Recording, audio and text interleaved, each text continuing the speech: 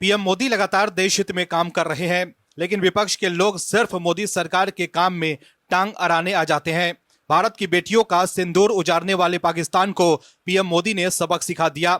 वहीं देश के भीतर भी पीएम मोदी जनता के हित में फैसले ले रहे हैं। वक्फ बोर्ड द्वारा लोगों की जमीनें हड़पने के मामले बढ़ने के बाद पीएम मोदी नए वक्फ कानून लेकर आए ताकि वक्फ की मनमानी पर लगाम लगाई जा सके, लेकिन विपक्ष के लोग ये पचा नहीं पाए। उन्हें तो सिर्फ अपने वोट बैंक से मतलब है।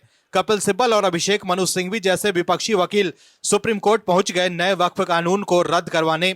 हालांकि सुप्रीम कोर्ट में सुनवाई जारी है, लेकिन फिलहाल सुप्रीम कोर्ट ने कोई फैसला नहीं दिया है। वहीं दूसरी तरफ एक दूसरे मामले में भी विपक्ष के लोग मोदी सरकार के खिलाफ सुप्रीम कोर्ट पहुंच जा रहे हैं और इस बार जो मामला सामने आया है वो हैरान करने वाला है।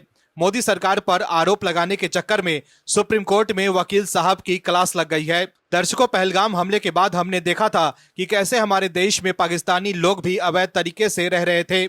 उन्हें सरकार ने भारत छोड़ने के सख्त आदेश दिए थे। भारत को धर्मशाला समझने वाले लोगों के खिलाफ सरकार अब सख्त हो गई है। एक एक कर उन्हें देश से बाहर का रास्ता दिखाया जा रहा है, लेकिन इसमें भी कुछ लोगों को काफी तकलीफ हो रही है। क्या है खबर, बताते हैं आपको इस रिपोर्ट में। दरअसल पहलगाम हमले के बाद से ही भारत में अवैध तरीके से रह रहे पाकिस्तानी, बांग्लादेशी और रोहिंग्या लोगों को भारत से बाहर करने को लेकर मोदी सरकार काफी सीरियस है और उन्हें पकड़कर बाहर का रास्ता दिखाया जा रहा है। वहीं अब कुछ लोग सरकार पर आरोप लगा रहे हैं कि सरकार ने 43 रोहिंग्या लोगों को अंतर्राष्ट्रीय समुद्र में छोड़ दिए हैं, लेकिन 43 रोहिंग्या लोगों को अंतर्राष्ट्रीय समुद्र में छोड़ दिए जाने का आरोप लगाने वाली याचिका को सुप्रीम कोर्ट ने बिना पुख्ता सबूत के दाखिल बताया है। इन आरोपों को आधार बनाकर भारत से रोहिंग्या लोगों के निर्वासन पर रोक लगाने की मांग कर रहे याचिकाकर्ता की मांग कोर्ट ने ठुकरा दी। सुप्रीम कोर्ट ने कहा कि वो 31 जुलाई को मामले पर सुनवाई करेगा। दरअसल रोहिंग्या मोहम्मद इस्लाम की याचिका में दावा किया गया था कि भारत सरकार ने 43 रोहिंग्या शरणार्थियों को अंतर्राष्ट्रीय जल में फेंककर जबरन म्यांमार निर्वासित कर दिया है। वो लोग लाइफ जैकेट के सहारे तैरते हुए म्यांमार पहुंचे हैं। वहीं मामले की सुनवाई होते ही 2 जजों की बेंच की अध्यक्षता कर रहे जस्टिस सूर्यकांत ने इन आरोपों को काल्पनिक कहा। जस्टिस सूर्यकांत ने मोहम्मद इस्लाम के लिए पेश वरिष्ठ वकील कॉलिंग गोंजाल्विस से कहा कि आप हर बार ऐसी गढ़ी हुई कहानियां कहां से ले आते हैं? क्या जिस याचिकाकर्ता के लिए आप पेश हुए हैं वो वहां व्यक्तिगत रूप से मौजूद था? अगर हाँ, तो वो बचकर दिल्ली वापस कैसे आया, या फिर वो दिल्ली से ही सैटेलाइट के जरिए सब कुछ देख रहा था?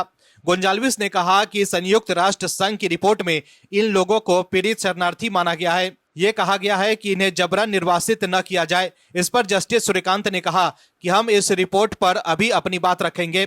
भारत से बाहर बैठे लोग हमारी सुरक्षा और संप्रभुता से जुड़े मामलों को प्रभावित करने की कोशिश करते हैं। याचिकाकर्ता के वकील ने कहा कि भारत सरकार ने पहले बांग्लादेश के चकमा शरणार्थियों को नागरिक का दर्जा दिया था। इस दलील को काटते हुए जज ने कहा कि यह सरकार की नीति है। भारत पहुंचे लोगों को सरकार की तरफ से इसका आश्वासन दिया गया था। इस मामले में ऐसा कुछ नहीं है। वहीं रोहिंग्या मुसलमान के वकील ने रोहिंग्या लोगों के निर्वासन पर रोक की मांग की। उन्होंने कहा कि अगर सुप्रीम कोर्ट ने ऐसा नहीं किया तो इसी तरह लोगों को समुद्र में छोड़ा जाता रहेगा। वहीं कोर्ट पर इस दलील का कोई असर नहीं पड़ा। जस्टिस सूर्यकांत ने कहा कि रोहिंग्या लोगों से जुड़ी याचिकाएं चीफ जस्टिस ने 3 जजों की बेंच को सौंपी है।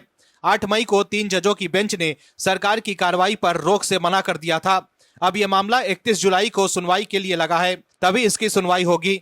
तो देखा आपने कैसे रोहिंग्या लोगों के लिए सुप्रीम कोर्ट में बड़े बड़े वकील केस लड़ रहे हैं। सवाल है कि रोहिंग्या लोग जिनके खुद के रहने का कोई ठिकाना नहीं है, वो तो इतने बड़े वकीलों को पैसे नहीं दे सकते हैं। तो कौन है जो रोहिंग्या लोगों की तरफ से बड़े बड़े वकीलों को सुप्रीम कोर्ट में उतार रहा है? इससे पहले देश के बड़े वकीलों में शामिल प्रशांत भूषण भी रोहिंग्या लोगों की तरफ से सुप्रीम कोर्ट में पेश हुए थे, लेकिन रोहिंग्या मुसलमानों के मामले में इन लोगों की दाल सुप्रीम कोर्ट में नहीं गल रही है। इन्हें सुप्रीम कोर्ट से झटका ही लग रहा है। Bureau report, OMH news. आप दर्शकों से विनम्र निवेदन है कि चैनल को सब्सक्राइब जरूर करें।